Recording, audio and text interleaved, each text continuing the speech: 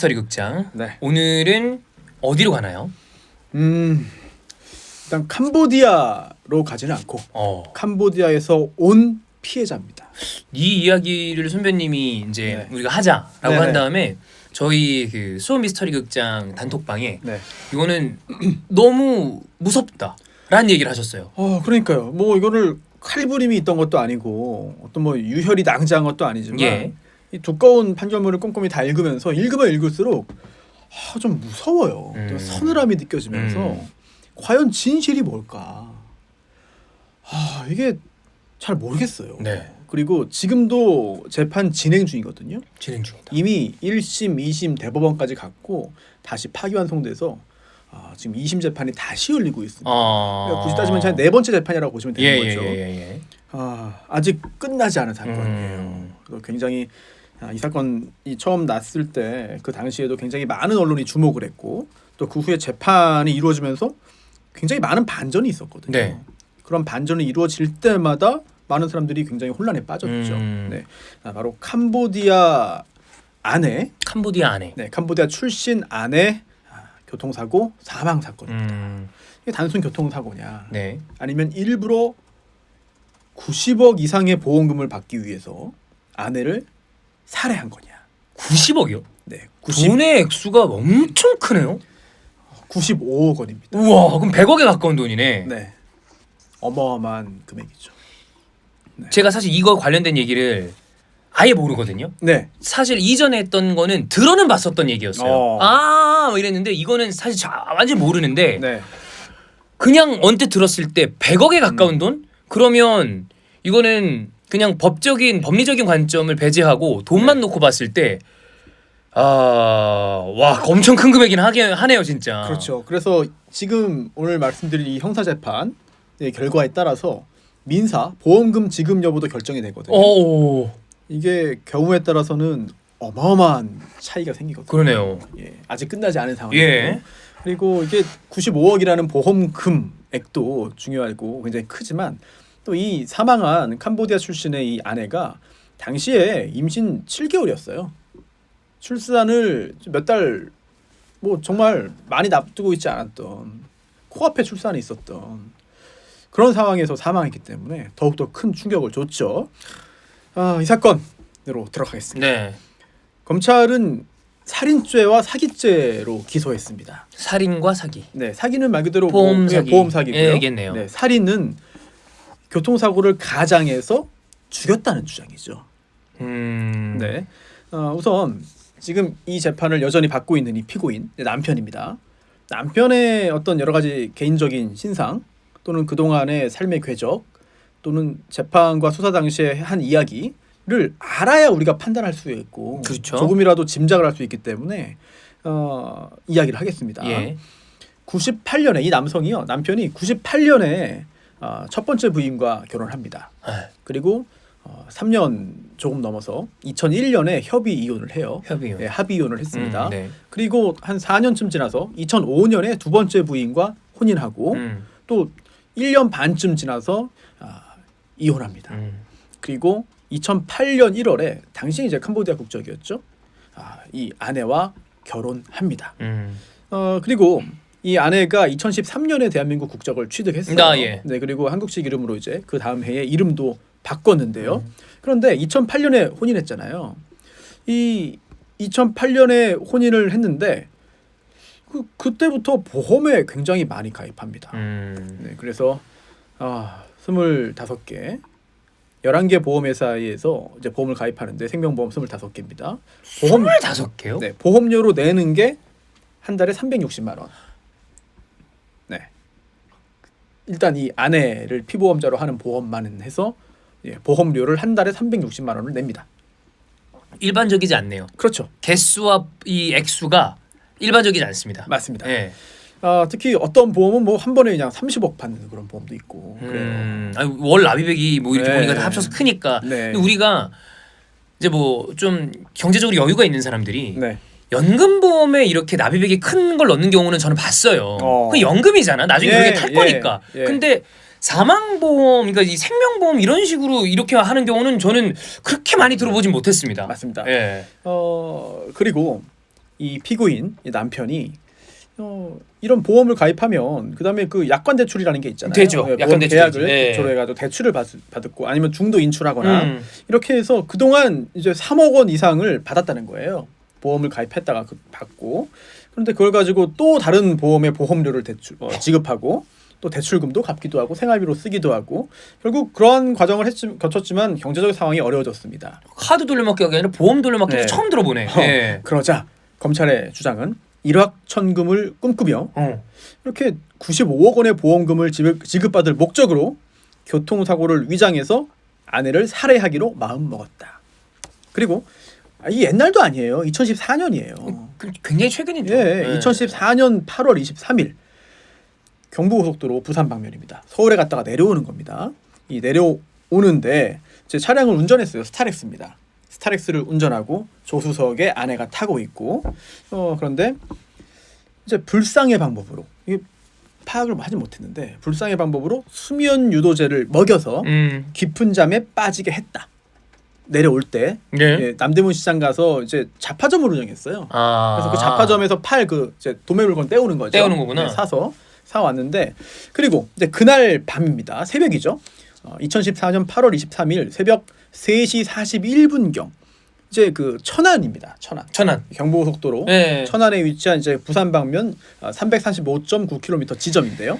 여기에서 깊은 잠에 빠진 아내 피해자의 안전벨트를 풀고 그리고 운전자 피고인은 안전벨트를 하고 그래서 화물 차량이 한 대 있었는데요. 엄청 큰 화물 차량이에요. 이게 그 8톤 트럭입니다. 이제 토미 8톤 저진동 특초장축 화물차. 이 차량 이 비상 정차대에 차량이 있는데 그 차 뒤에 이제 추돌 사고를 일부러 냈다는 거죠. 즉 운전하다가 이렇게 비상 정차대에 차가 있으니까 큰 트럭이 있으니까 이걸 발견을 하고 상향등을 켰습니다. 상향등을 켜서 그 사건 화물차 큰 화물차의 정확한 위치를 확인한 다음에 이 차량의 이 스타렉스의 오른쪽 조수석 부분 네, 그 부분을 그 화물차의 왼쪽 뒷부분에 고의로 추돌시켜서 즉석에서 아내를 저혈량성 쇼크 등으로 사망하게 했다. 살해했다. 7개월이라고 그랬죠. 네. 저희 임신 중인데 수면 유도제를 먹었다는 것도 일단 좀 그게 뭐 전 네. 되는지 안 되는지 의학적인 지식이 없으니까 잘 모르겠지만 네. 만약에 이 피고인의 어떤 이 행위가 범죄 사실로 인정이 되면 이거는 진짜 네. 이건 너무 진짜 입에 담기도 너무 끔찍하네요. 그렇죠. 네. 어떻게 이런 그렇습니다. 예. 굉장히 심각한 범죄고 또 그러다 보니까 재판부가 더 신중하게 판단하는 것 같아요. 1심 판결이 2015년에 나왔습니다. 2015년. 예, 그 당시에 영상이 또 하나 공개됐어요. 영상이 있나요? 네, 영상이 있습니다. 이 영상도 언론에 많이 나왔거든요. 차가 오면서 상향등을 켜요. 그리고는 마치 위치를 확인하기 위한 것처럼 조준하는 거 마냥. 네, 그 후에 추돌이 발생합니다. 굉장히 큰 사고인데 문제는 이 아내는 사망을 했고 운전자 남편은 큰 부상을 입지 않았어요. 네, 조수석 쪽으로만 갖다 박았으니. 예, 결국은 보험금을 수령할 수 있는 상황이 된 건데 95억 원을. 네, 그런데 제보가 있었습니다. 보험회사 직원이에요. 보험회사 직원이 제보를 한 거죠. 좀 뭔가 이상하다. 엄청나게 많은 보험금을 타게 된 사건이 있는데 그런데 생각보다 이 운전자는 많이 다치지 않았다. 뭔가 이상하다라고 제보를 했고요.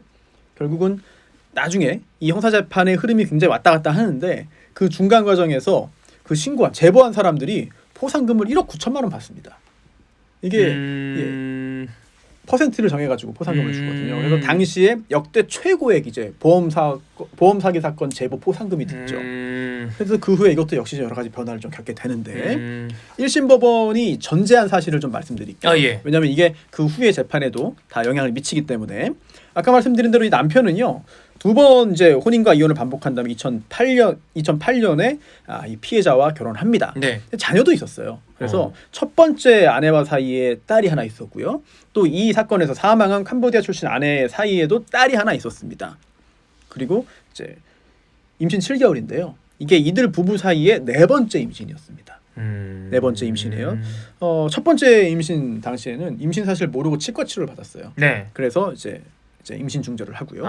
또 두 번째는 출산을 했고 예. 세 번째는 검사해 보니까 발육 상태가 좋지 않다는 판단을 들어가지고 역시 임신 중절 수술을 받았습니다.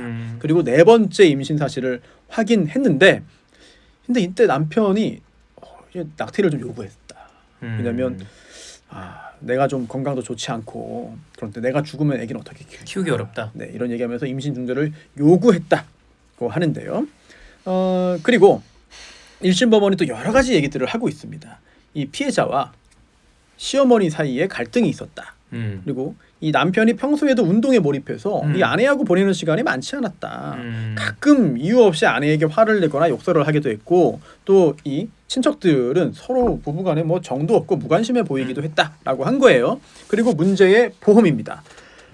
혼인한 직후부터 보험을 가입을 한 거예요. 그래서 이 보험료 사고 발생 무렵에 납입해야 되는 보험료가 굉장히 많습니다. 예, 이런 것들 또 교통사고 사망으로 인정될 경우에 이 남편이 받게 될 보험금이 95억 원 정도가 되는 거죠. 그리고 연금보험을 제외하고 나머지 22건이 모두 보장성 보험이었다. 또 하나 이게 그 여수 사건도 그렇고 좀 비슷한 부분이 있는 게 이 피해자 아내를 피보험자로 한 보험 계약은 계속 유지하고 있어요. 그런데 그게 아니라 뭐 피고인 남편 또는 뭐 전처 소생 자녀 또는 지금 현재 자녀 또 전처를 피보험자로 한 보험도 있습니다.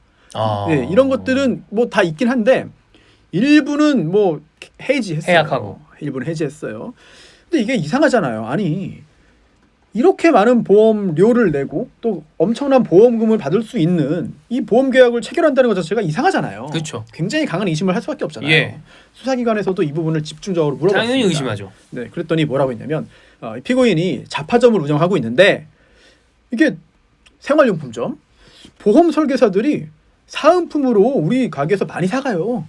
제가 그래서 뭐 가입해달라 보험 들어라라고 권유를 받아가지고 어쩔 수 없이 한 겁니다. 그리고 저도 들어주는 게 정도가 있지. 아니 저도 모르게 이렇게 많이 하게 된 거지 제가 일부러 한 것도 아니에요. 라고 이제 주장을 뭐 한 거죠. 그런데 또 이런 말을 합니다. 어떤 그 보험 설계사는 좀 많게는 한 10만 원 정도 샀고요. 적을 때는 뭐 몇천 원 정도 한 2달에 한 번 샀을 뿐입니다.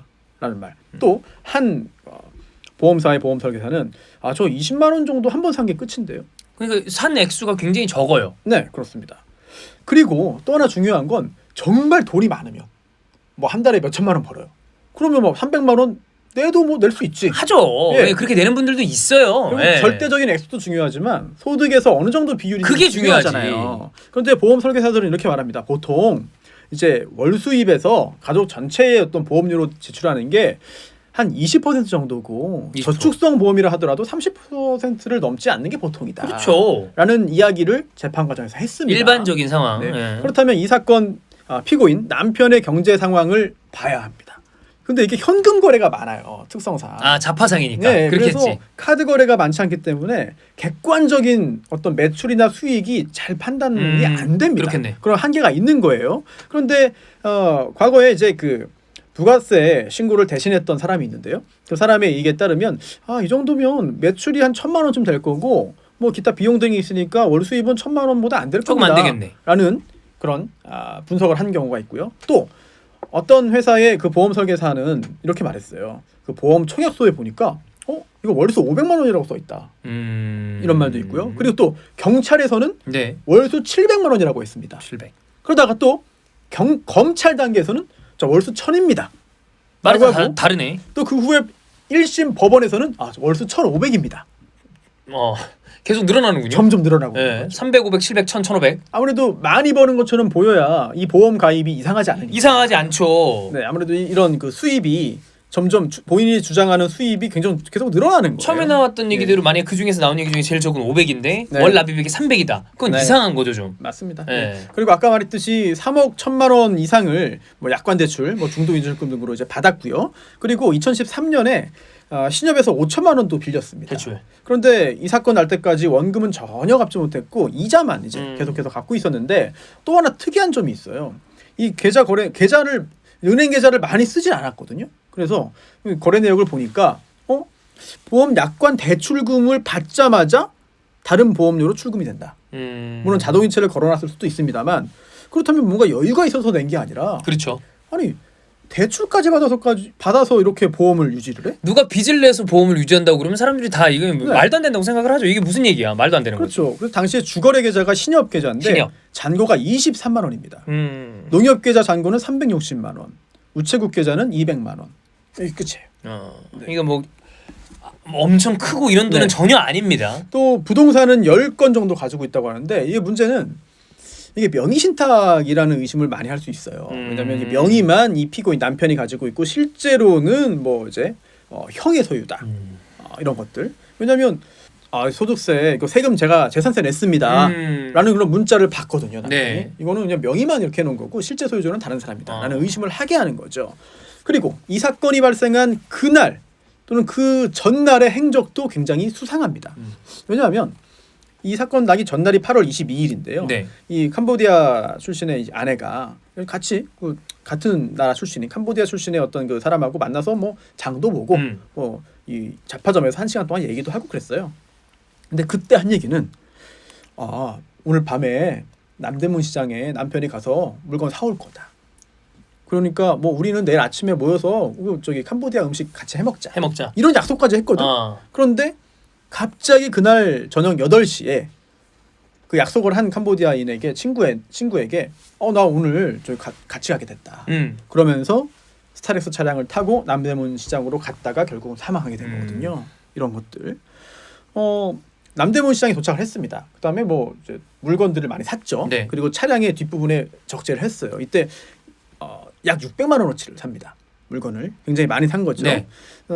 그리고 그 다음에 사고가 나는데 올라갈 때는 전혀 사고가 없었고 내려올 때 문제가 생긴 겁니다. 이제 천안 쪽으로 온 거예요. 그런데 이 트럭 8톤짜리 그 화물차가 있는데요. 이게 전방에 그 비상 정차대에 있던 거예요.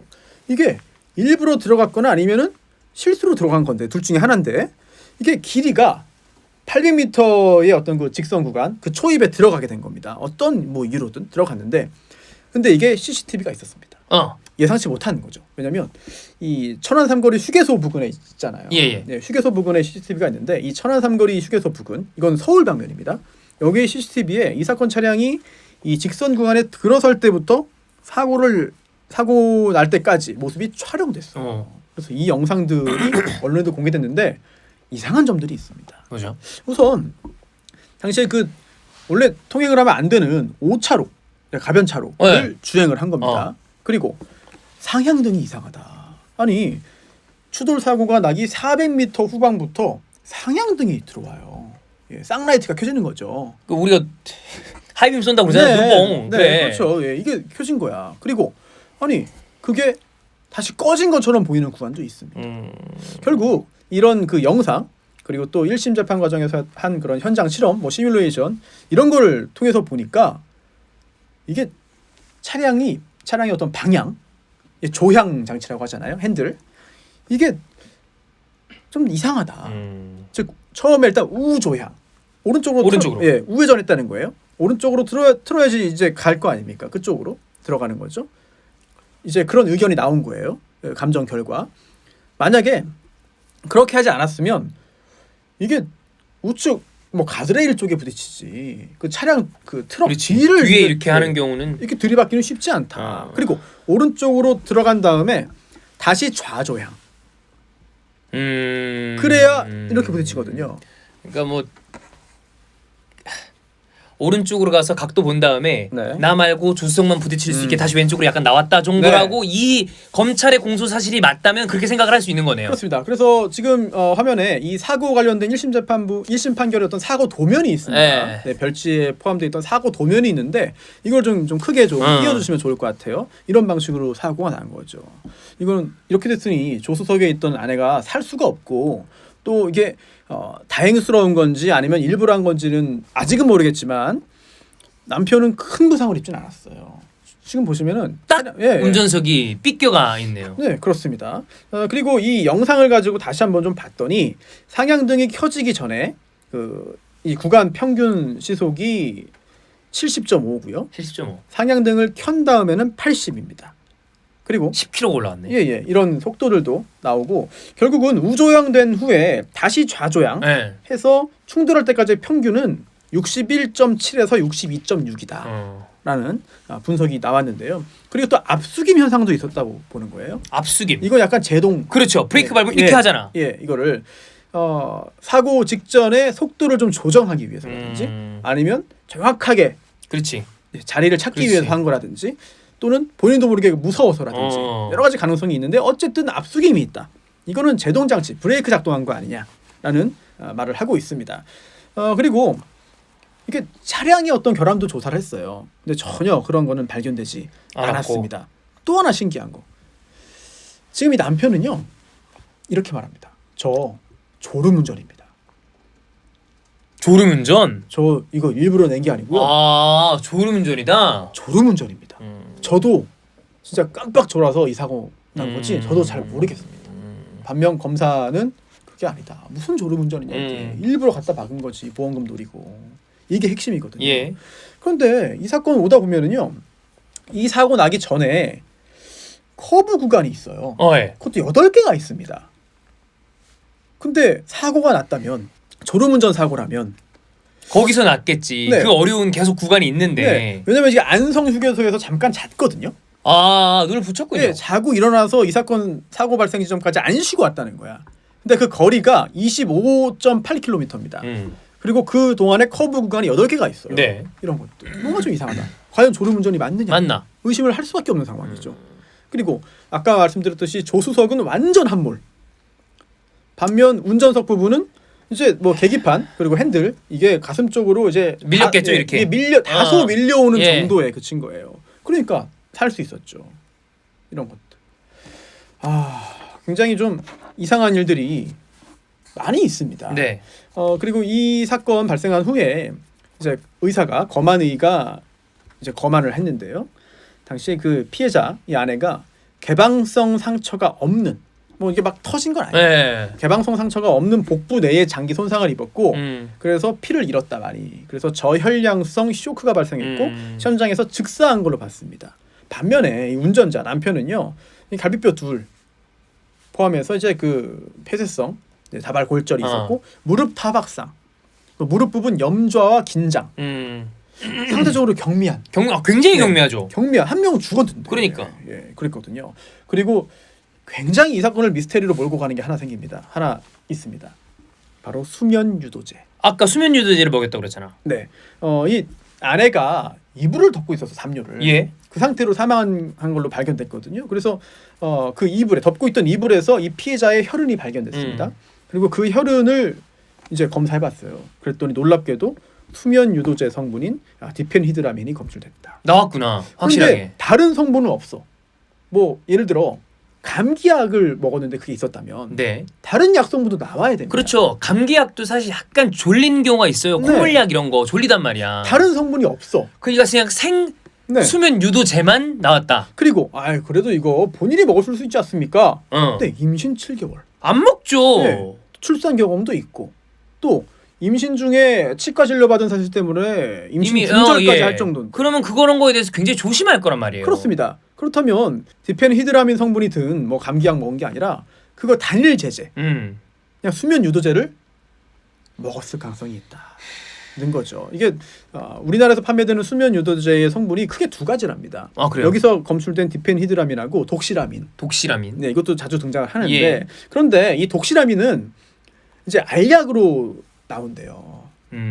반면 이 디펜히드라민은 알약도 있지만 액상이 있어요. 연질 캡슐 안에 있는 것도 있다는 거죠. 그럼 이거 연질만 까면 이제 쪼록 흘러내리는 거구나. 예, 그래서 이거 하나 까가지고 하면은 알약 10,000개 분량도 가능하다. 그렇구나. 네. 엄청나게 다량이 들어갈 수 있는 거네. 그렇죠. 예. 이게 판결문에 그런 내용들이 있단 말이에요. 왜냐면 순수 중류수 500ml에 디펜히드라민 염산염 500g을 녹일 수 있고 이거는 알약 10,000개에 해당하는 양이다라고 되어 있거든요. 이런 것들. 그리고 과거에 이 남편이 수면 유도제, 뭐 신경안전제 복용한 적도 있다는 내용이 판결문에 있습니다. 네. 그리고 이제 사고 직후로 가볼게요. 사고 났습니다. 네. 그래서 검안위에 따르면 현장에서 즉사했다는 거예요. 이제 아내는. 근데 사고 직후에 이제 그 큰 대형 차량 있잖아요. 앞에 있던 화물차. 예. 운전자가 있었어요. 아 그래요? 예. 그래서 처음에 경찰이 수사할 때 둘이 짜고 한 거 아니에요? 그렇게 생각할 수 있지. 예. 아니 왜냐면 굳이 거기에 있고 사고가 났다. 이런 일? 95억을 받는다면 그 중에 일부를 나눈다고 해도 충분히 예, 그럼 뭐 그 사람 입장에서야 네. 범행의 의도를 그렇게 생각할 수 있겠죠. 그런데 처음 수사는 그렇게 시작한 거죠. 아무튼 차량이 있었습니다. 네. 나중에 그 혐의점은 나오지 않았어요. 그 화물 차량 운전자에 대해서는 재판에서 이런 말을 합니다. 그 화물 차량 운전자에게 타고 있던 운전자에게 물어봤더니 이랬다는 거예요. 사고 났으니까 내려서 갔죠. 그랬더니 남편이 선생님, 내가 차를 박았습니까? 라는 말을 했다는 거죠. 그리고 현장에 처음으로 도착한 견인차 기사, 네, 레카, 한테 이런 말을 했다는 거예요. 다리 꼈으니까 의자 좀 밀어달라고. 그리고 또 두 번째로 도착한 레카 기사한테는 그 기사가 직접 동승자 있냐 꼭 물어보기 전까지 조수석에 안에 있다는 것을 알리지 않았다고 합니다. 사실 말도 안 되는 거죠. 이거는 이해가 할 수 없는 거죠. 이건 네. 동승자가 있는데 그런 식으로 사고가 났는데 그거에 대한 얘기를 전혀 하지 않았다. 그리고 현장에 출동한 응급구조사한테 태아를 구해달라라는 말을 반복적으로 했고 또 단대병원으로 후송 갔는데 거기서 간호사에게 아내가 죽었는지 살았는지 알려달라라고 반복적으로 이제 말을 했는데 사망했음을 안 이후부터는 더 이상 소란을 피우지 않았다. 그리고 그 후에 이제 그 후에 자동차 보험사에 교통사고 이제 접수를 한 겁니다. 실제로 현재 받은 거는 없어요. 이 자동차 보험 관련해 가지고 이제 그런 사고 처리 관련된 거, 뭐 또 입원비라든지 이런 거를 한 거지. 이 사망 보험금을 받지는 않았습니다. 아직.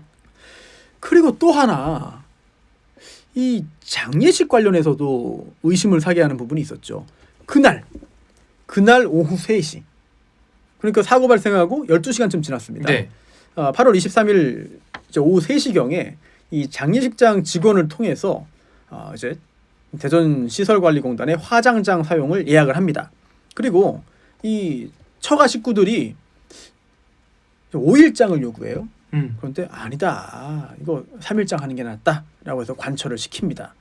또 하나 최근에 이 범죄 혐의점을 확인할 때 중요한 게 바로 검색 기록이죠. 이 사건 나고 그 다음 날 8월 24일에 휴대전화기를 통해서 검색을 합니다. 어제 교통사고, 어제 고속도로 사고, 경부 고속도로 사고 뉴스를 찾아서 그 내용도 보고 첨부된 동영상을 이제 2, 3회 확인을 합니다. 그러다가 이제 그 후에 처음으로 온 그 레커차 기사한테 전화해가지고 이 차량 어딨냐, 열쇠 꾸러미도 있고 통장도 있는데 찾아달라라고 해서 내부에 방치되어 있던 유류품도 이제 수거해 가고요. 그리고 또 하나 많은 분들이 이 사건 관련해서 기억하시는 게 있을 거예요. 이 남편이 사용하던 휴대전화기를 봤어요. 디지털 증거 분석 포렌식을 했습니다. 그랬더니 셀카가 있는 겁니다. 셀카? 병원복 입고 있는 셀카인데 사고 직후에 이제 V자를 그리고 웃는 셀카가 있었습니다. 진짜예요? 네. 그리고 사고 전에 이제 8월 14일부터 8월 25일까지는 복구가 안 됐습니다. 이런 상황.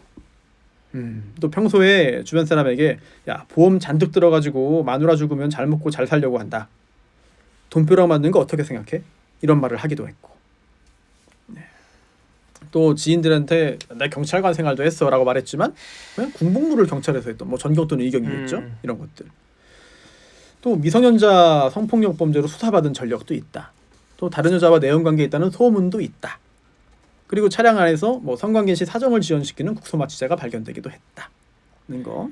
또 여러 가지 그런 그 검사 심리 검사 해봤더니 죄책감과 우울감을 표현했지만 그 정도가 일반인에 비해 낮은 것으로 보인다. 뭐 말과 내면의 정서가 불일치함을 시사한다. 대인관계가 피상적이며 감정이입적 공감 능력이 부족한 것으로 보인다. 진정성 있는 인간관계를 맺지 못하고 있음을 시사한다. 이게 1심 재판부에서 전제한 사실입니다. 전제한 사실이에요. 이게 이제 그 주변 상황이 이렇다는 거를 말씀을 해주신 건데, 저는 그 아까 셀카 얘기에 약간 진짜 맛이 가네요. 좀. 네. 굉장히 충격적이죠. 네. 그리고 재판이 굳이 필요 있나? 싶을 정도로. 네. 그런데 지금 이 1심 재판부가 한 거잖아요. 지금 그렇죠. 사실 조사해가지고 이 재판의 전제로 지금 다 얘기를 해놓은 거거든요. 네. 당연히 유죄로 생각되잖아요. 이 1심 재판부가 무죄를 선고합니다. 다른 재판도 아니고 2심이 한 거 아니에요. 이 1심 재판부가 무죄라고 했어요. 소미스터리 극장을 하고 난 다음에 이제 저도 뭔가 야 그러면 뭔가 있겠지라는 생각으로 계속 들으려고 하는데 네. 이번 건은 저는 그럴 여지가 없어 보이거든요. 지금 들은 걸로는. 그렇죠. 예. 우선 이 피고인은 졸음운전이라는 주장을 하는 겁니다. 아 그렇지. 졸다가 나도 모르게 이렇게 오른쪽으로 한 것 같습니다. 갔겠죠. 그리고 제가 아니 아내한테 왜 제가 수면 유도제를 먹입니까? 그리고 제가 왜 안전벨트를 풀어버립니까? 저 당시 21시간 동안 잠 못 잤습니다. 그리고 운전해서 남대문 시장 갔다가 물품 구매하고 또 음식도 먹었잖아요. 네. 이거 그래서 제가 존 겁니다. 그리고 또 하나 해명해야 되는 게 바로 보험이죠. 보험 관련해서도 이렇게 말합니다. 저희 그 잡화점의 주요 고객이 보험 설계사들이에요. 아까 얘기했던 것처럼 보험 가입해달라고 부탁하는데 어떻게 이걸 거절합니까? 또 그 내용도 그냥 들으라고 한 거 든 거지. 저는 모릅니다. 몰랐습니다. 지금까지도 사고 나고 알게 된 겁니다. 그리고 이거 보험료 금액이 많을지 몰라도 제가 충분히 부담할 수 있는 금액입니다.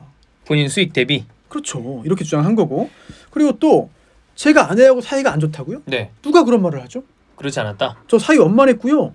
또 제가 딸만 둘 있는데 이번에 아들이어가지고 제가 얼마나 기뻐했는지 아세요?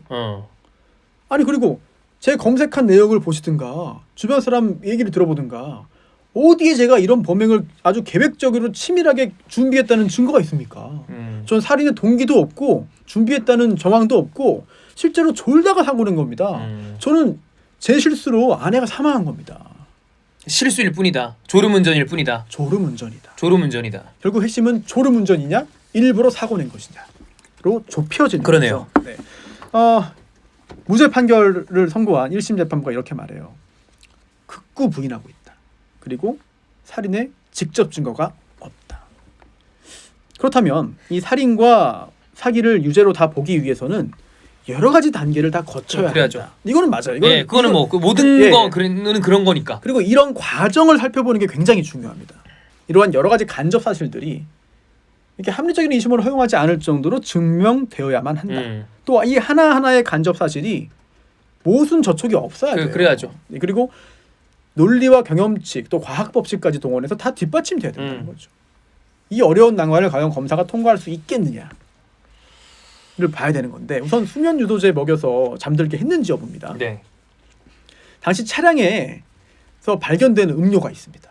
바로 그렇죠? 옥수수 수염차. 옥수수 수염차. 그리고 석수. 석수. 생수죠. 예, 그리고 다 물 종류네. 그리고 하늘보리. 하늘보리. 네. 이거 먹던 거예요.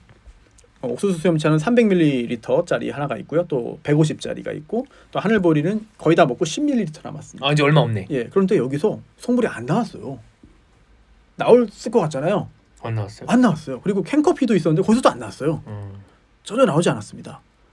그리고 이제 함께 살던 집도 이제 수색을 했거든요. 그래서 압수했는데 뭐 기존에 있던 뭐 고혈압 약 등등등 이런 거 다 했는데 거기서도 이 성분이 아예 없었습니다. 또 금산에 있는 약국이 34곳인데 당시에 네. 전부 다 찾아갔습니다. 근데 이 남편이 수면 유도제를 구입했다는 사실은 확인되지 않았다는 점. 뭐 없다는 거예요. 즉 검사는 이게 옥수수 수염차를 이제 샀다는 그 남편의 이야기가 있었거든요. 또 차에서도 있었고 발견됐고 그렇기 때문에 여기에 녹여서 먹인 거 아니냐라는 의심을 하게 된 거죠. 1심 법원도 그런 의심을 품을 수는 있다고 했습니다. 하지만 증거가 없다는 거예요. 증거 없다. 게다가 또 하나 놀라운 사실이 있습니다. 남편의 혈액에서도 발견됩니다. 이 수면 유도제 성분이.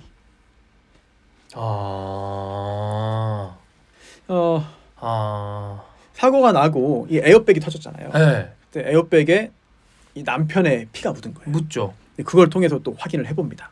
그랬더니 여기서도 이 디펜히드람의 성분이 나왔어요. 그리고 이 성분이 복용한 다음에 3일에서 5일까지 혈액에서 검출될 수 있다고 하거든요. 그렇다면 이날이 아니라 3일에서 5일 전에 어떤 경로로 이 둘이 그게 성분이 몸에 들어왔을 가능성도 있는 거 아니냐라고 1심 재판부는 본 겁니다. 또 두 번째 이제 안전벨트인데요. 안전벨트 일부러 풀었는지 여부. 예. 이거는 글쎄 이 두 부부는 평소에도 안전벨트 잘 안 했대요. 이런 걸 볼 때 그거를 하고 있던 거를 풀었다는 증거는 없다는 거. 이제 핵심으로 들어갑니다. 피고인이 졸지 않았는지 여부를 직접적으로 보게 됩니다. 왜냐하면 아까 말했듯이 8개 정도의 커브를 다 통과했어요. 네. 문제 없이. 그리고 아니 800m 후방부터는 통행 금지된 가변차로를 따라 달려오다가 상향등을 켭니다. 예. 이상하잖아요. 그렇죠? 그리고 만약에 졸음운전이었다면 오른쪽 옆에 있던 가드레일을 받았을 것이라는 그치. 그런 감정인들의 의견이 있는데 이게 좀 이상하다. 그렇다면 의도적으로 사고를 일으켰다는 강력한 의심을 가질 수는 있다. 그래서 강력한 의심은 앞뒤에 등장 안 합니다. 이 부분에서만 강력한 의심이 등장해요. 앞뒤는 그냥 의심이라고 하는데 예. 이상하잖아요 일단. 강력한 의심. 네. 그런데 이 CCTV 영상이 굉장히 희미합니다. 흐릿해요. 솔직히 말씀드리면 잘 안 보입니다. 저는 전문적으로 과학적으로 이거를 분석을 하거나 여러 가지 좀 더 이거를 영상을 좀 더 선명하게 하지 않은 이상 이제 비전문가인 제가 볼 때 그 영상은 잘 구분이 잘 안 간다. 예, 물론 이거 과학적으로 다 분석을 하고 예. 실제로 현장에 가서 영상 비슷한 각도로 찍으면서 비교를 해서 재현하는 방법을 거치긴 했는데 과연 그게 정확하다고 자신할 수 있느냐? 1심 재판부는 정확하지 않을 수 있다고 봅니다. 그 영상은 야간에 촬영한 거고 정면도 아니고 화질도 안 좋다. 또 고속도로 이정표에 굉장히 중요한 부분이 가리기도 한다. 그렇다면 오차가 충분히 있을 수 있는 거 아니냐라는 지적을 하게 되는 거죠. 결국 우조향에서 들어가는 부분 그리고 그 어느 정도 각도로 들어갔는지 이거에 대해서 확신할 수 없다는 겁니다. 그럼 그 다음에 오른쪽으로 우조향했다가 왼쪽으로 틀어서 이제 일자로 추돌이 발생하는 맞춘 건데. 다음에 그렇게라고 생각을 한 건데 그렇습니다. 그러면은 좋다.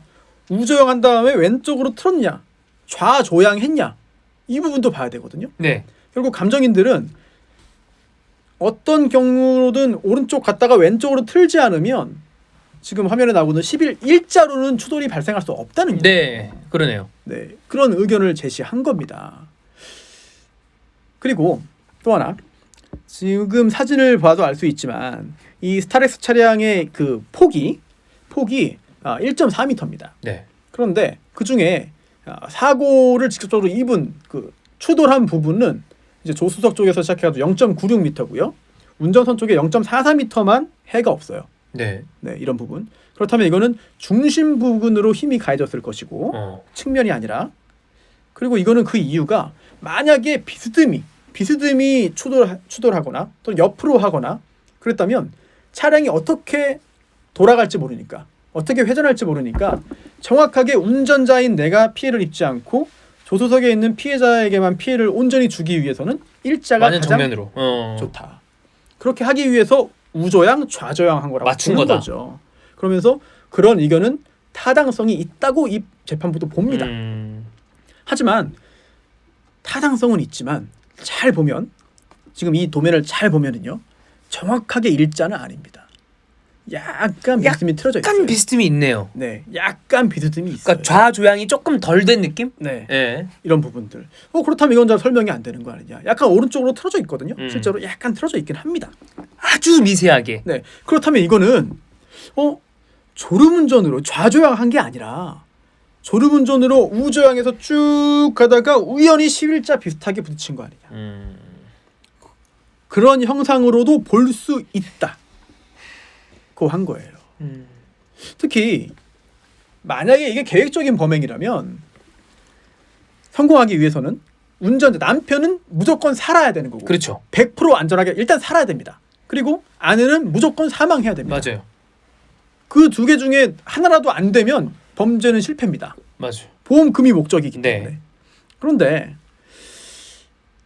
이 운전자도 사실은 굉장히 위험한 상황이었다고 봤습니다. 1심 법원은. 굉장히 위험하다고 봤습니다. 그냥 사실 들어봐도 위험하긴 해요. 실제로 다친 부분이나 이런 걸 보더라도 네. 결과적으로 진짜 천운이 따른 건지 몰라도 치명상을 입지 않았지만 굉장히 위험한 그런 상황이었음은 분명하다라고 말을 하는 거예요. 아무리 뭐 이쪽만 저기 하려고 해도 그게 네.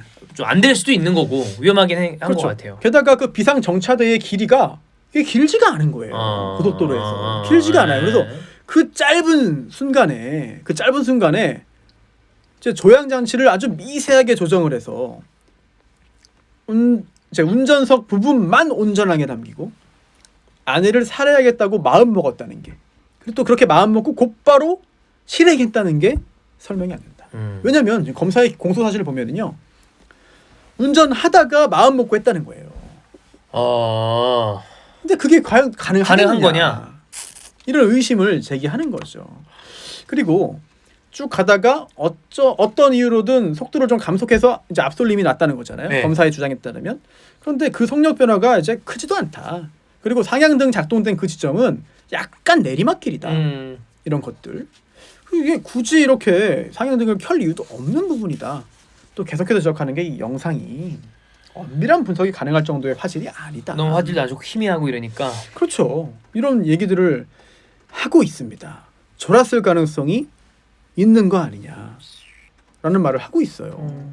게다가 만약에 아주 치밀하게 이런 극악한 범죄를 꾸민 사람이라면 상향등을 켤 리가 없다.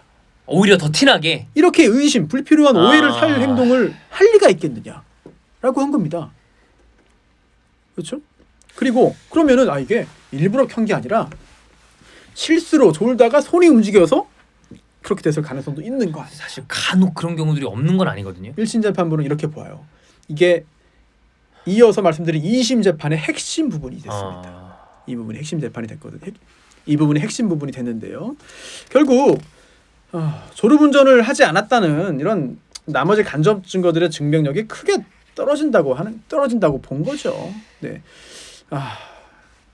특히 최초 목격자인 그 앞에 있던 화물차량 운전자가 경찰에서 이렇게 말했습니다. 그 운전자가 남편이 이 사건 사고를 인지하지 못하고 있는 것으로 봐가지고 저는 졸음운전했다고 생각했습니다. 이런 얘기 경찰에서 합니다. 했어요 최초에. 그리고 또 레커차 기사한테 모르겠다. 내가 왜 여기 있는지 모르겠다는 말을 했거든요. 그래서 1심 재판부는 졸음운전 가능성이 높아 보인다고 말합니다. 또 이게 주변 사람들 중에 일부는 이거 뭐 슬퍼하지도 않고 이거 좀 마치 꾸며낸 것 같다는 말을 했는데, 사람마다 슬픔을 표현하는 방식과 정도는 다르긴 하지. 는 거예요. 그리고 만약 이런 일을 꾸민다면 남대문 시장 올라가는 길에 낼 수도 있는데 왜 내려올 때 했을까? 또 600만 원이나 돈을 주고 물건 샀는데 과연 왜 그렇게 해야만 했을까? 라는 것들. 그리고 이 아내의 사촌이 이런 말을 합니다. 이 피고인이 처제들에게 3번이나 4번 정도 계속 미안하다는 말을 했다.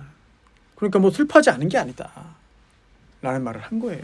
그리고 5일장보다 3일장이 더 보편적이다, 우리나라는. 5일장 잘 안 하죠. 네, 그리고 일반적인 경우에 3일장으로 하죠. 그리고 화장장 예약도 요즘에 화장 건수가 많고 예약하는 게 쉽지 않다. 그래서 오히려 그날 바로 이렇게 화장장 예약하는 경우도 굉장히 많다. 아주 이상한 일은 아니다. 그런가? 게다가 이 휴대전화기로 검색할 만한 그런 그 키워드를 살펴봤습니다. 예. 살인, 보험, 살해, 수면제, 교통사고, 돈, 도로, 수사, 추돌, 완전 범죄 이런 것들 검색한 내역이 없어요. 그리고 휴대전화뿐만 아니라 이제 이 가게에 있던 PC의 하드라든지 또는 집에 있던 PC의 하드에서도 전혀 없었어요. 물론 의심할 만한 부분은 있습니다. 왜냐하면 이 사고 전에 휴대전화기를 바꿨어요, 남편이. 이게 혹시 이것 때문에 일부러 바꾼 거 아닌가? 이 부분은 확인되지 않았다고 봤습니다. 네네네네. 그리고 8월 14일부터 25일까지 내역도 복구되지 않았거든요. 이거 일부러 증거인멸한 건가? 이것도 확인되지 않았습니다. 네. 검사도 이게 왜 복구 안 되는지 모르겠습니다. 라는 말을 했어요. 그리고 셀카. 셀카. 이렇게 해명을 합니다. 큰 사고를 당했지만 어린 딸이 있지 않습니까? 어린 딸하고 놀아주는 과정에서 어쩔 수 없이 찍은 겁니다. 그리고 최초의 이제 시작이 그 화물차 운전기사와의 결탁 여부였는데, 공모 여부였는데, 나중에 알아보니까 운전자 남편뿐 아니라 그 가족들하고도 연락한 적이 전혀 없었습니다. 전혀 그런 그래서 그 부분은 없다고 보는 게 맞는 건데요. 심지어 이렇게 해서 무죄 판결을 선고하는데 1심 법원이 굉장히 예상 외의 이야기도 합니다. 교통사고 전에 사망했을 가능성도 있다. 왜냐하면 이게 저혈량성 쇼크라고 그랬잖아요. 좀 네. 피가 과다출혈. 네, 과다출혈. 근데 현장에 출혈이 거의 없어. 그래요? 네.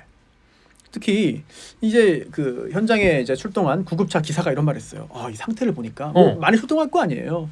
상태를 보니까 목이나 다리가 잘렸을 겁니다. 그렇게 생각했다는 거예요. 근데 실제로 이제 꺼내 보니까 대동맥을 지나는 그 부분인 그 우측 허벅지 쪽에 5cm 정도의 그 열상이 발견됐고, 골반 대퇴부에도 열상이 있었을 뿐이고 현장에 흘러나왔던 혈액이 거의 없었다.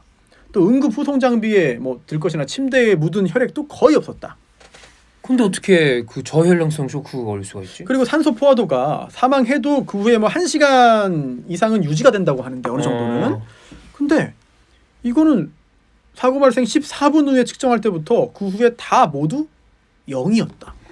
그러면 그 전에 사망했을 거 아니냐. 가능성이 있다. 그러네요.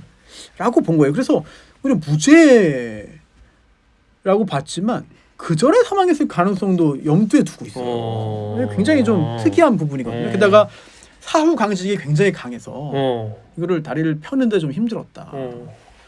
이게 사고 후 1시간 후에 이제 사고 발생하고 1시간 후에 이 다리를 펴다가 그런 걸 느꼈다는 건데 네.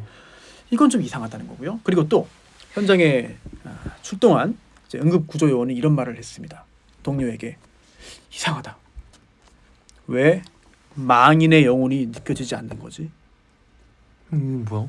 이미 했다는 그런 얘기를 서로 했다는 게 이제 증거로 남아 있습니다.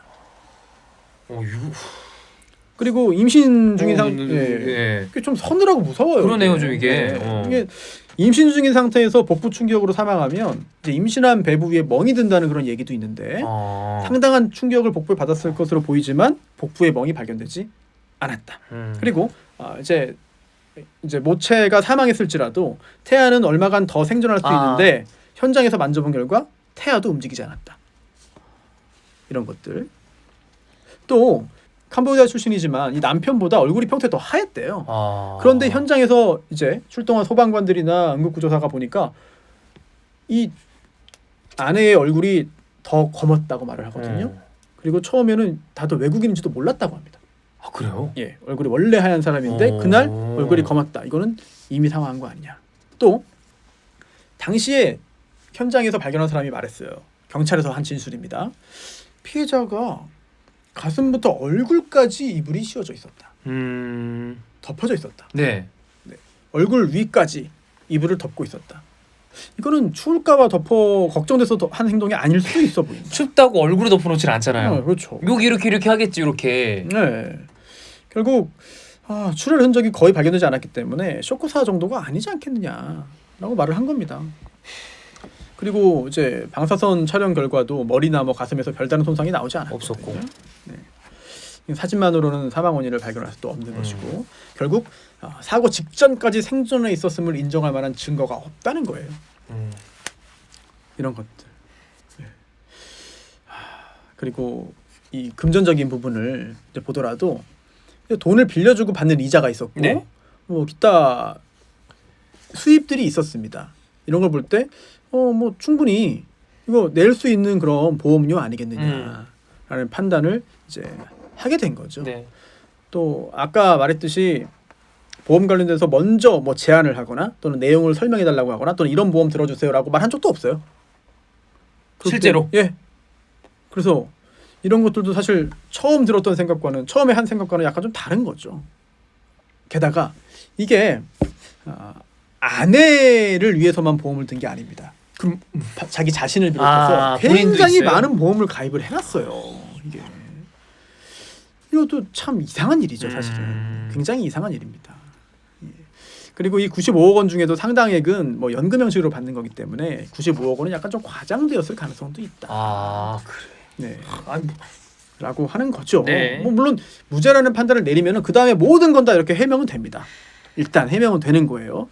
이제 전처 소생 자녀, 또 지금 현처와의 그런 그 자녀, 또 부모, 또 전처를 피보험자로 하는 보험계약도 체결했고, 그리고 그 보험료로만 490만 원 납부하고 있었어요. 그러니까 뭐 엄청나게 많은 돈을 한 달에 보험료로 쏟아 부은 그렇죠. 거죠. 예. 그런데 다른 사람 관련해 가지고는 그런 범행을 뭐 저지르지 않았지 않느냐라는 거죠. 게다가 뭐 사이가 원만하지 않았다는 그런 진술이 없대요.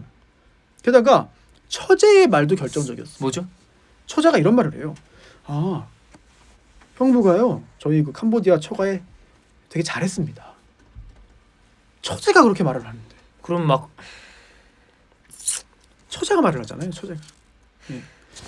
결국 이 사건 범행을 저질렀을 가능성이 상당함을 부인하기 어렵지만 네.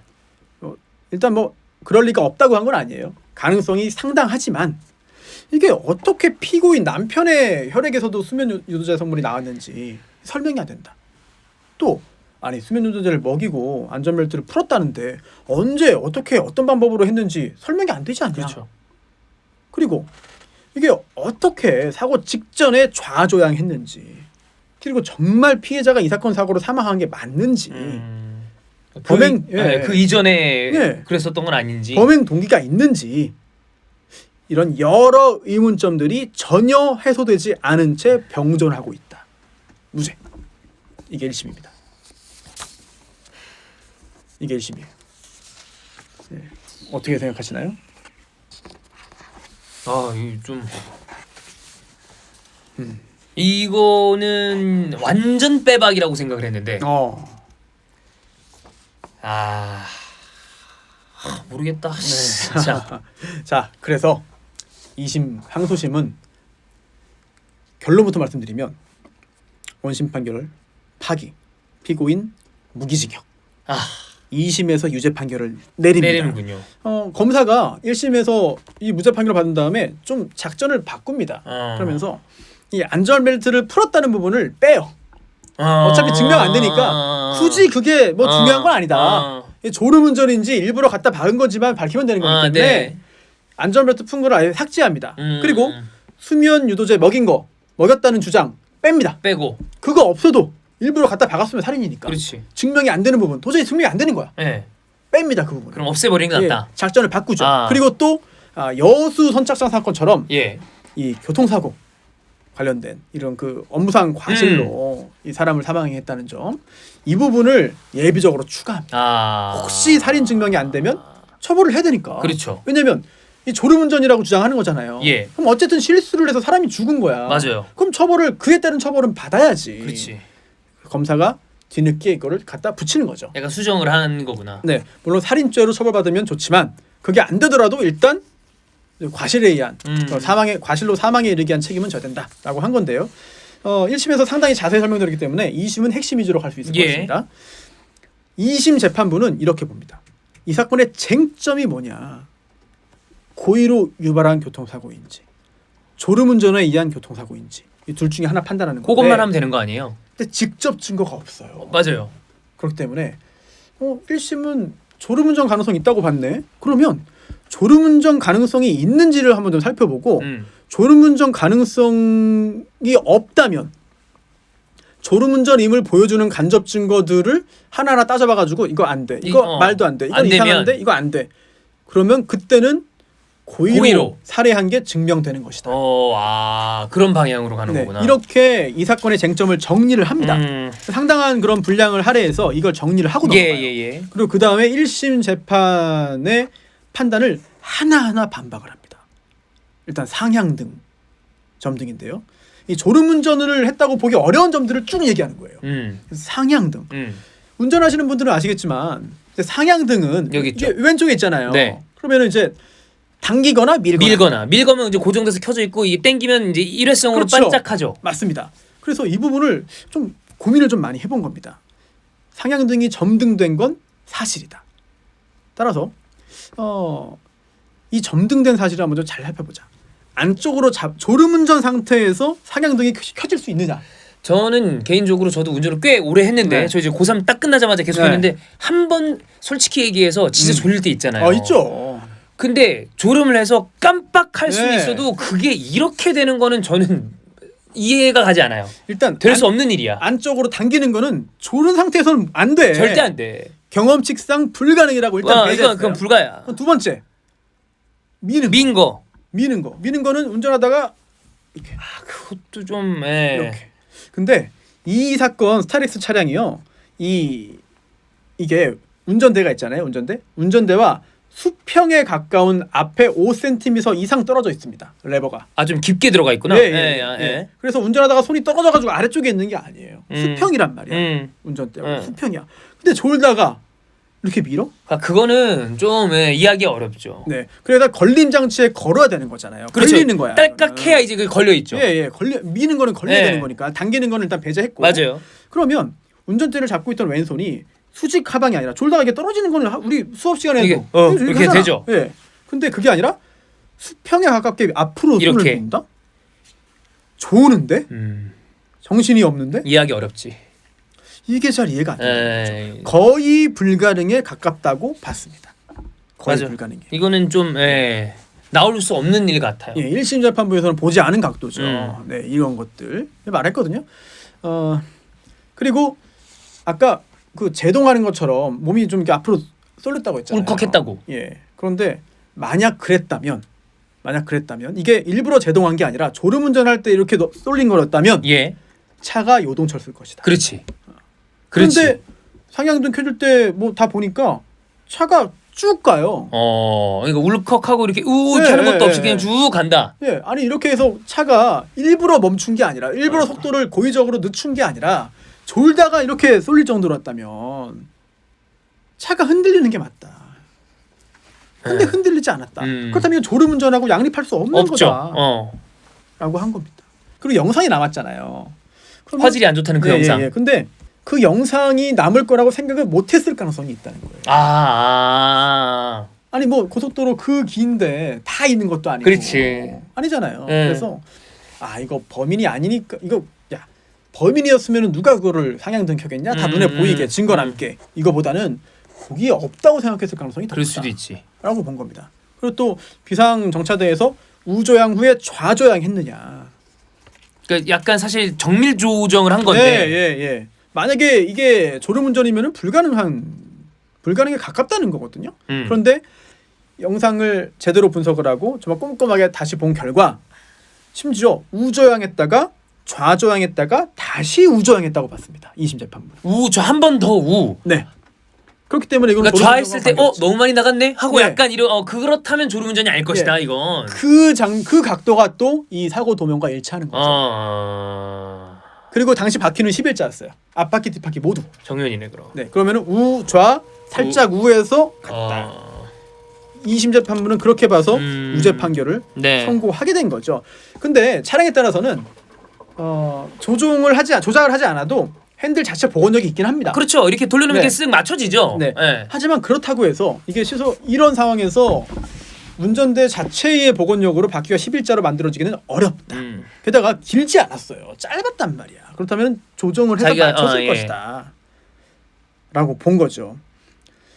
그리고 이게 3년 정도 5톤 화물차를 운전한 경험이 있어요. 이 남편이. 화물차 운전 경험이 있군요. 네. 그리고 상향등 점등한 때부터 충돌까지 20초가 있었거든요. 20초. 그렇다면 그때 좌우 할 충분한 시간이 있었고 시간 충분하지. 분석 결과에도 그게 부합한다고 봤습니다. 2심에서도 시뮬레이션 다시 했거든요. 다.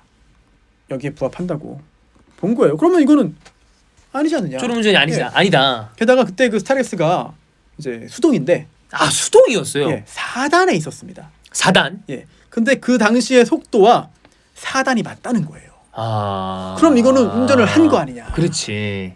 네. 물론 여기에 대해서 그 후에 6단으로 운전하고 있었는데 그 후에 뭐 이제 차 레커차에 실려가기도 하고 뭐 방치되고 하면서 이게 옮겨졌을 수도 있지 않습니까? 라는 주장을 피고는 했습니다만 2심에서 인정되지 않았습니다. 인위적인 조작은 아니었다. 그 후에는 운전 중에 4단. 그 당시 속도에 맞게 4단 났다는 얘기는 운전했다는 얘기 아니냐. 그러니까 졸음운전이 아니다 결국에. 그렇습니다. 네, 이런 얘기를 한 거예요.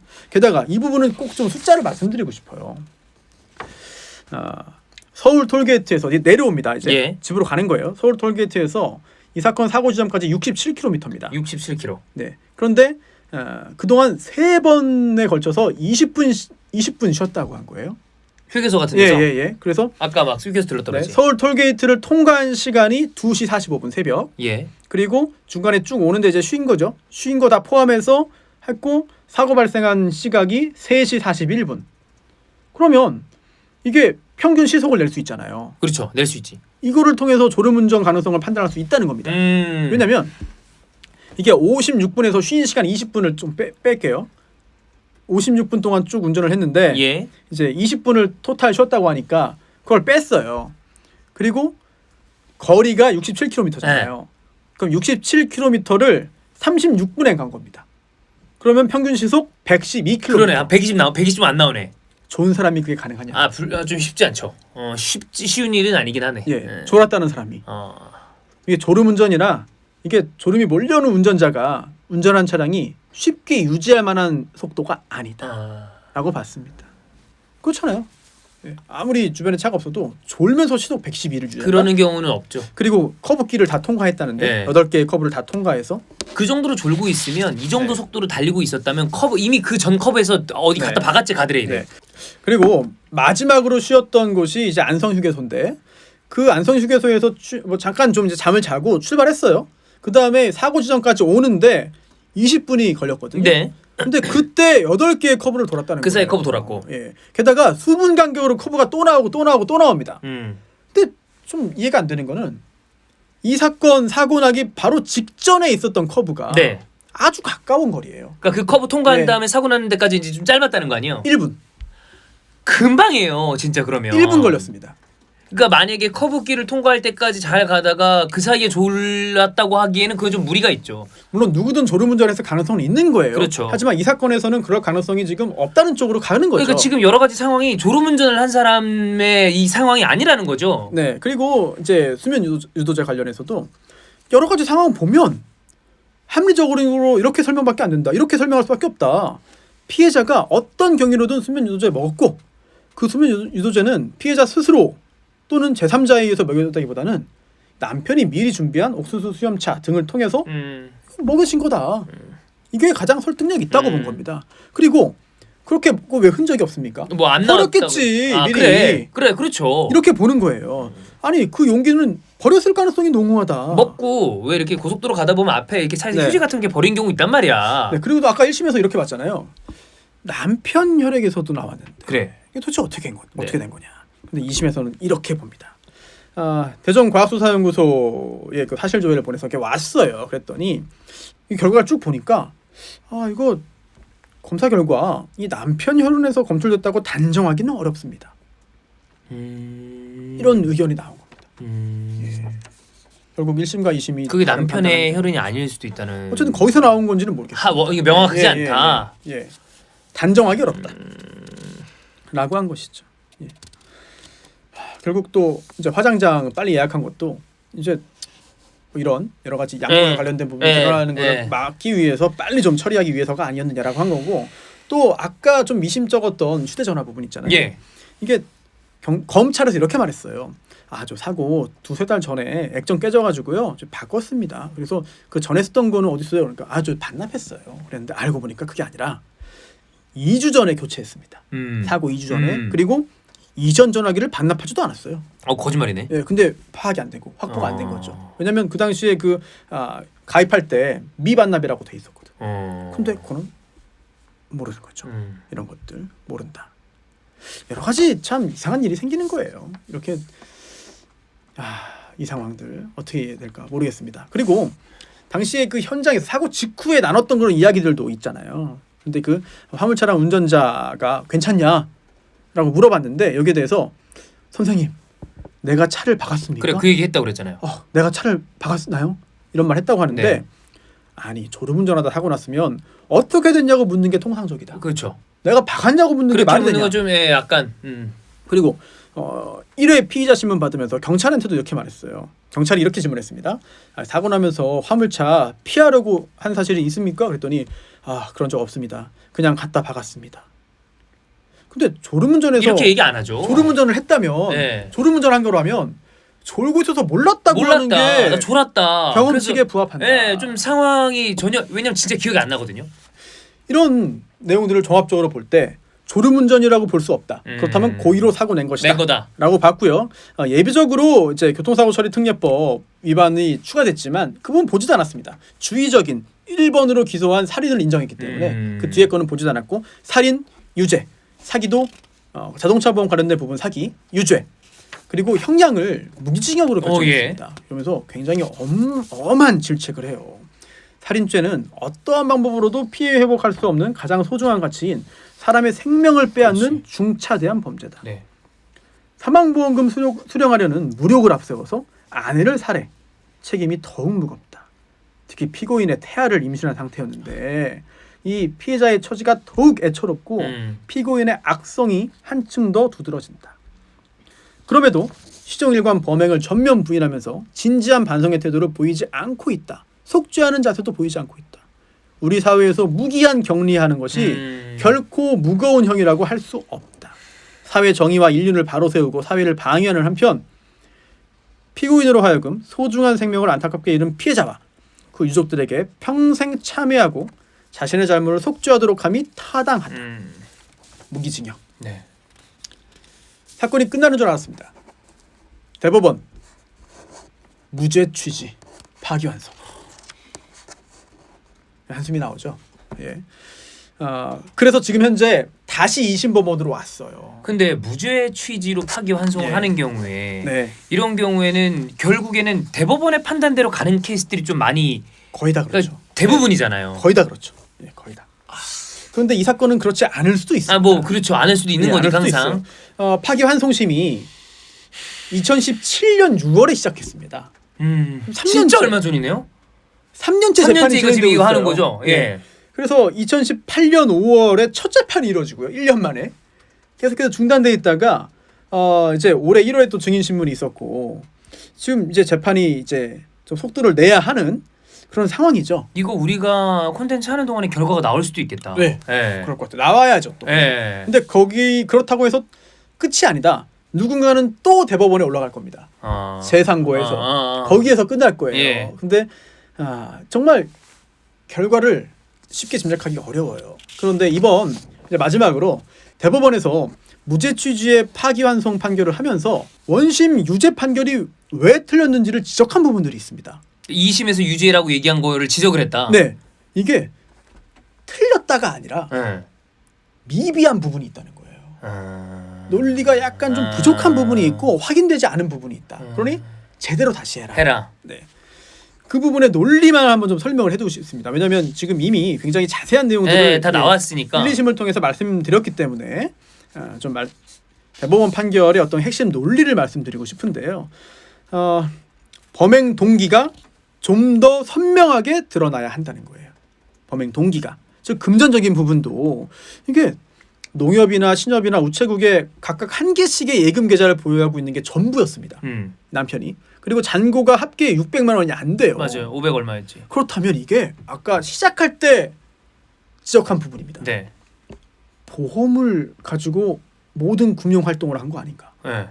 결국 이게 단순히 보험은 보험이고 예금은 예금이고 주식은 주식이고 펀드는 펀드고 이게 아니라 보험으로 다 돌려막았어. 보험을 이게 그 예금이나 적금과 유사한 금융거래 수단으로 활용했을 가능성도 있다는 겁니다. 그런 사람이 있나? 저는 보긴 힘들어요. 처음 본 사람인 것 같은데. 결국 수입 중에 일부를 저축하고 또 자금을 또 이제 대출받아 사용하는 일종의 자산운용 수단으로 이용했을 수도 있다. 이런 가능성도 있다고 본 겁니다. 네. 또 가족관계에 어떤 별다른 문제도 없기 때문에 좀 잘 좀 확인해 봐라. 또 하나 이 사건 당시에 이제 그 아내를 피보험자로 한 보험 계약에서 납입한 월 보험료가 400만 원 가까이 되거든요. 그뿐만 아니라 피고인 남편 본인뿐 아니라 다른 가족을 이제 위해서 낸 보험료도 그 정도 돼요. 합하면 800~900만 원이야. 한 달에 800~900만 원을 보험료로 내요. 돈 천씩 쓴 거 아니야. 그렇죠. 그러다 보니까 야, 이 정도라면 정말 뭐 좀 우유부단한 성격이라 해달라는 거 다 해준 거 아닌가.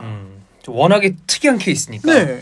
뭐 그런 주장을 뒷받침하는 이야기도 있거든요. 그러니까 경제적인 그 범죄 동기라고 얘기하기 좀 그런 부분도 좀 특이한 상황이다. 네. 그래서 결국 보험 가입한 이유와 동기 그리고 왜 이렇게 뭐 피해자뿐 아니라 다른 사람 앞으로도 보험을 가입했는가? 네.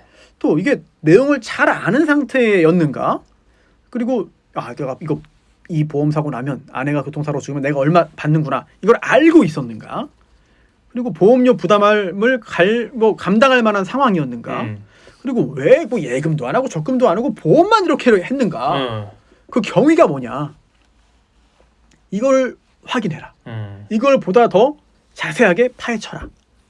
그래야 살해 동기를 파악할 수 있다. 더 파헤쳐봐라. 이렇게 합니다.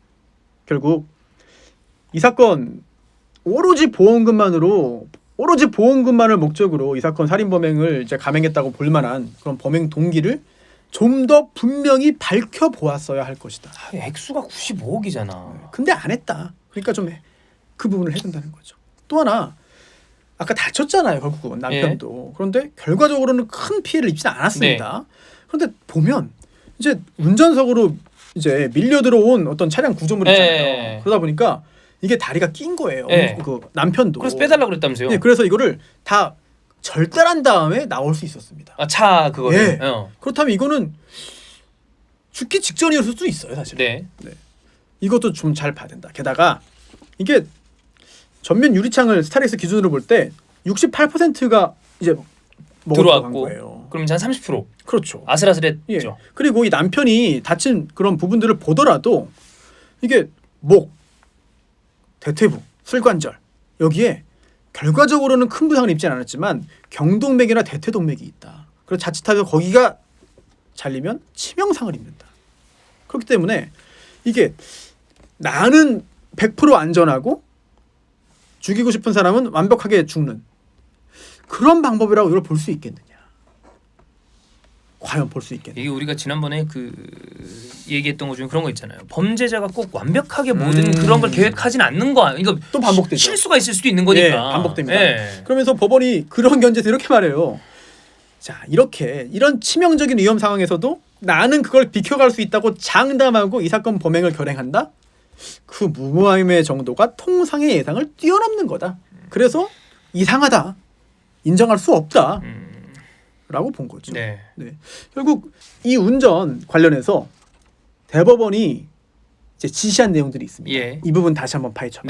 이거 굉장히 의미 있습니다. 첫 번째, 남편의 운전 경력 또는 경험에 따른 실제 운전 능력을 확인해봐라는 점. 그리고 만약에 조수석 측만 추돌 한다고 이렇게 조정을 하더라도 충돌 후에 반동 등으로 차량이 튕겨나가면서 운전자도 통제불능의 상태가 될 가능성은 혹시 없는지 이것도 파악해봐라 라고 하는 것이고요. 그리고 이 스타렉스와 일반 승용차는 구조가 다르잖아요. 다르죠. 그래서 화물 차량을 뒤에서 추돌했을 때 이게 앞에 그 차량이 밑에도 이제 판도 있고 해가지고 들어와요. 맞아요. 이게 승용차와 스타렉스 사이에 어떤 차이점이 있는지 좀 확인해봐라. 이런 지적들을 구체적으로 합니다. 게다가 이 사람이 좀 무모한 어떤 성품이나 성향을 가지고 있는 사람인지 등도 좀 더 파악해봐라 라고 하는 것이고, 그리고 또 우리가 간과한 게 하나 있어요.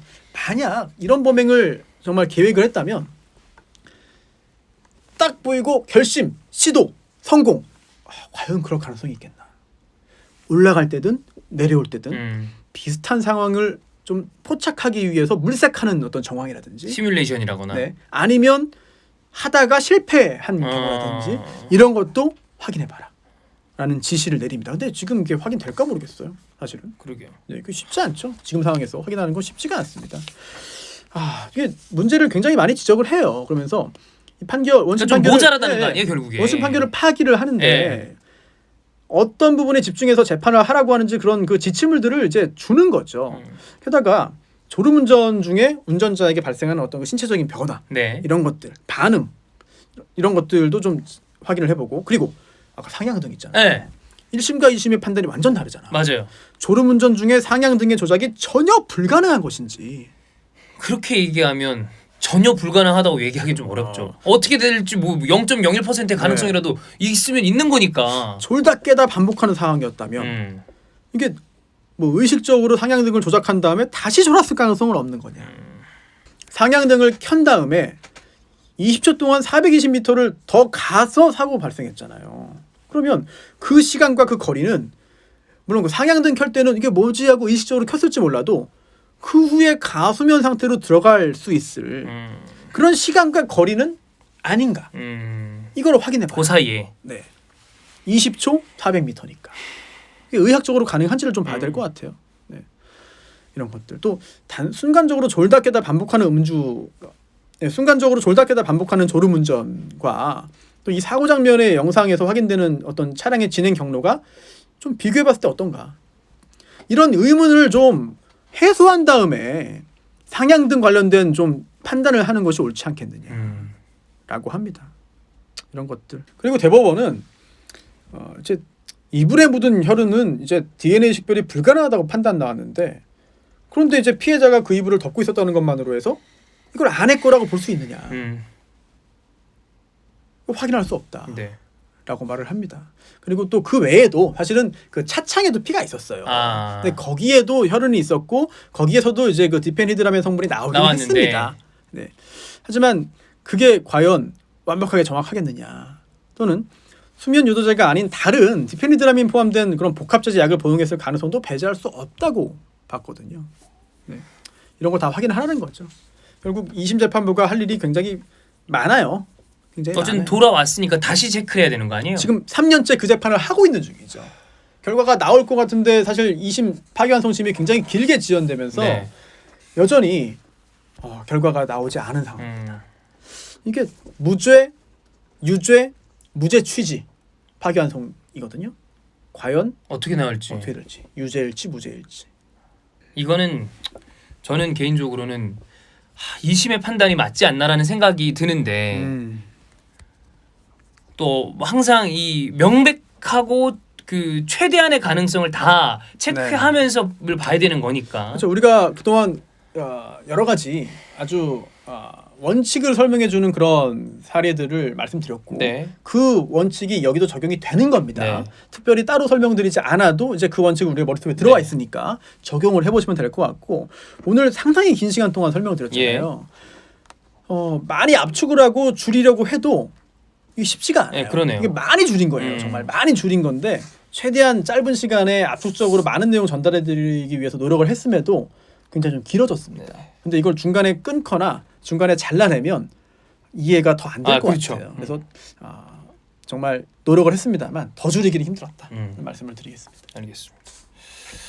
이거는 저희가 이거 코너를 하는 동안에 결과가 좀 나왔으면 좋겠네요. 그리고 그래서 좀 말씀드릴 수 있게. 그리고 지금 현재 재판을 받는 중이잖아요. 그리고 우리는 아직 사법부의 최종 결론 몰라요. 모르죠. 나오지도 않았고 그래서 저희는 그 판결문에 나온 내용들을 소개해드리고 객관적으로 이 사건을 바라보자는 취지로 방송을 이제 한 거고 누가 뭐다 뭐가 아니다 이렇게 얘기하려는 건 아니고 그렇죠. 혹시라도 이 사건의 피고인 입장에서 왜 유죄 취지로 봐? 라는 생각할 수 있습니다만 전혀 그렇지 않습니다. 전혀 그렇지 않고 오히려 1심과 대법원은 무죄 취지로 본 거예요. 그 부분을 다 아주 공정하게 아주 균형 있게 설명해 드렸습니다. 알겠습니다. 소미 서류극장 캄보디아 교통사고와 캄보디아 안에 교통사고 관련된 이야기를 좀 드렸고요. 요거는 천천히 쭉 들어보셔서 어떤 이 논리의 구조로 이게 이렇게 왔다 갔다 오랫동안 재판이 지금 진행되고 있는지를 체크해 보시면 되겠습니다. 다음 주에